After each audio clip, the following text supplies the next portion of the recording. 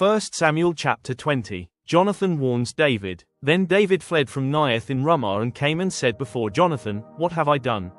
What is my guilt, and what is my sin before your father, that he seeks my life? And he said to him, Far from it. You shall not die. Behold, my father does nothing either great or small without disclosing it to me. And why should my father hide this from me? It is not so. But David vowed again, saying, Your father knows well that I have found favor in your eyes, and he thinks, Do not let Jonathan know this, lest he be grieved. But truly, as the Lord lives and as your soul lives, there is but a step between me and death. Then Jonathan said to David, Whatever you say, I will do for you. David said to Jonathan, Behold, tomorrow is the new moon, and I should not fail to sit at table with the king. But let me go, that I may hide myself in the field till the third day at evening. If your father misses me at all, then say, David earnestly asked leave of me to run to Bethlehem his city, for there is a yearly sacrifice there for all the clan. If he says, Good, it will be well with your servant, but if he is angry, then know that harm is determined by him.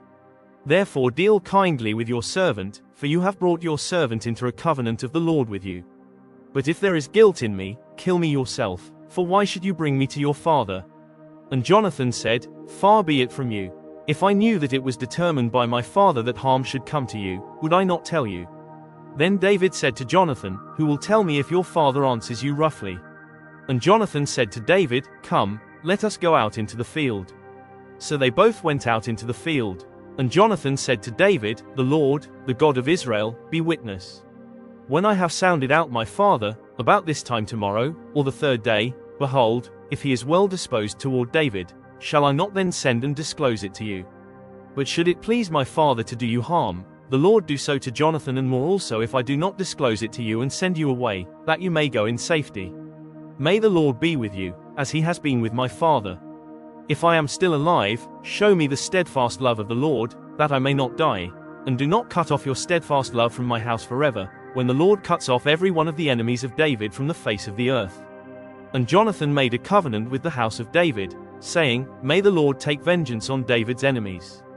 And Jonathan made David swear again by his love for him, for he loved him as he loved his own soul. Then Jonathan said to him, Tomorrow is the new moon, and you will be missed, because your seat will be empty. On the third day go down quickly to the place where you hid yourself when the matter was in hand, and remain beside the stone heap. And I will shoot 3 arrows to the side of it, as though I shot at a mark. And behold, I will send the boy, saying, Go, find the arrows. If I say to the boy, Look, the arrows are on this side of you, take them, then you are to come, for, as the Lord lives, it is safe for you and there is no danger. But if I say to the youth, Look, the arrows are beyond you, then go, for the Lord has sent you away. And as for the matter of which you and I have spoken, behold, the Lord is between you and me forever. So David hid himself in the field. And when the new moon came, the king sat down to eat food. The king sat on his seat, as at other times, on the seat by the wall. Jonathan sat opposite, and Abner sat by Saul's side, but David's place was empty. Yet Saul did not say anything that day, for he thought, Something has happened to him. He is not clean, surely he is not clean. But on the second day, the day after the new moon, David's place was empty. And Saul said to Jonathan his son, Why has not the son of Jesse come to the meal, either yesterday or today?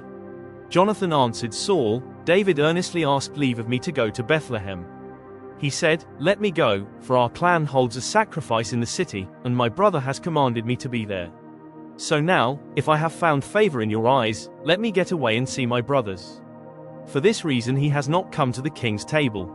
Then Saul's anger was kindled against Jonathan, and he said to him, You son of a perverse, rebellious woman, do I not know that you have chosen the son of Jesse to your own shame, and to the shame of your mother's nakedness? For as long as the son of Jesse lives on the earth, neither you nor your kingdom shall be established. Therefore send and bring him to me, for he shall surely die. Then Jonathan answered Saul his father, Why should he be put to death? What has he done? But Saul hurled his spear at him to strike him. So Jonathan knew that his father was determined to put David to death. And Jonathan rose from the table in fierce anger and ate no food the second day of the month, for he was grieved for David, because his father had disgraced him. In the morning Jonathan went out into the field to the appointment with David, and with him a little boy. And he said to his boy, Run and find the arrows that I shoot. As the boy ran, he shot an arrow beyond him. And when the boy came to the place of the arrow that Jonathan had shot, Jonathan called after the boy and said, "Is not the arrow beyond you?" And Jonathan called after the boy, "Hurry. Be quick, do not stay." So Jonathan's boy gathered up the arrows and came to his master. But the boy knew nothing.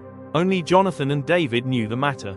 And Jonathan gave his weapons to his boy and said to him, "Go and carry them to the city." And as soon as the boy had gone, David rose from beside the stone heap and fell on his face to the ground and bowed 3 times. And they kissed one another and wept with one another, David weeping the most. Then Jonathan said to David, "Go in peace, because we have sworn both of us in the name of the Lord, saying, 'The Lord shall be between me and you, and between my offspring and your offspring, forever.'"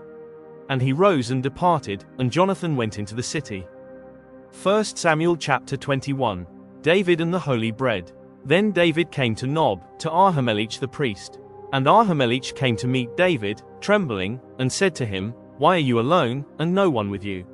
And David said to Ahimelech the priest, "The king has charged me with a matter and said to me, 'Let no one know anything of the matter about which I send you, and with which I have charged you.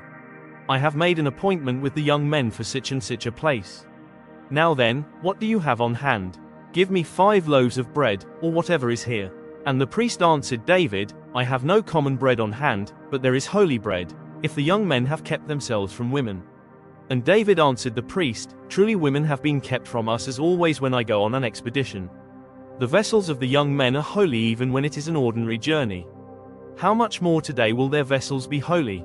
So the priest gave him the holy bread, for there was no bread there but the bread of the presence, which is removed from before the Lord, to be replaced by hot bread on the day it is taken away. Now a certain man of the servants of Saul was there that day, detained before the Lord. His name was Doeg the Edomite, the chief of Saul's herdsmen.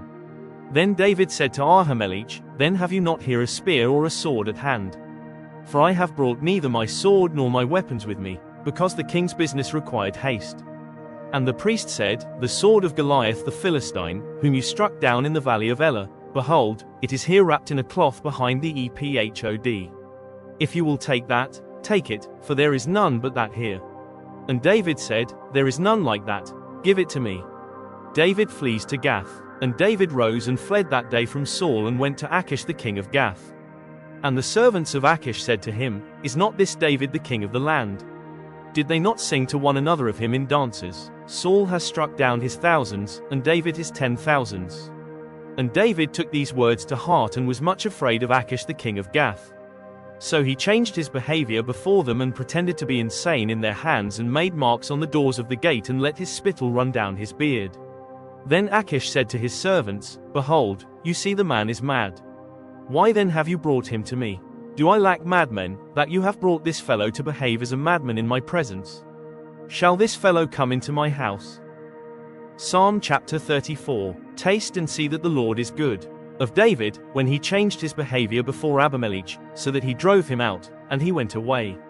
I will bless the Lord at all times, his praise shall continually be in my mouth.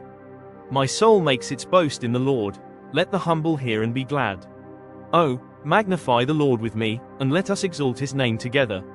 I sought the Lord, and he answered me and delivered me from all my fears.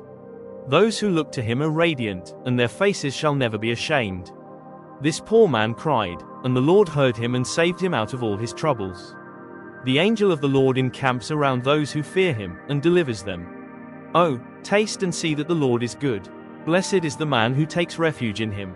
Oh, fear the Lord, you his saints, for those who fear him have no lack. The young lions suffer want and hunger, but those who seek the Lord lack no good thing. Come, O children, listen to me. I will teach you the fear of the Lord. What man is there who desires life and loves many days, that he may see good? Keep your tongue from evil and your lips from speaking deceit. Turn away from evil and do good. Seek peace and pursue it. The eyes of the Lord are toward the righteous and his ears toward their cry. The face of the Lord is against those who do evil, to cut off the memory of them from the earth. When the righteous cry for help, the Lord hears and delivers them out of all their troubles. The Lord is near to the brokenhearted and saves the crushed in spirit. Many are the afflictions of the righteous, but the Lord delivers him out of them all. He keeps all his bones, not one of them is broken. Affliction will slay the wicked, and those who hate the righteous will be condemned. The Lord redeems the life of his servants. None of those who take refuge in him will be condemned.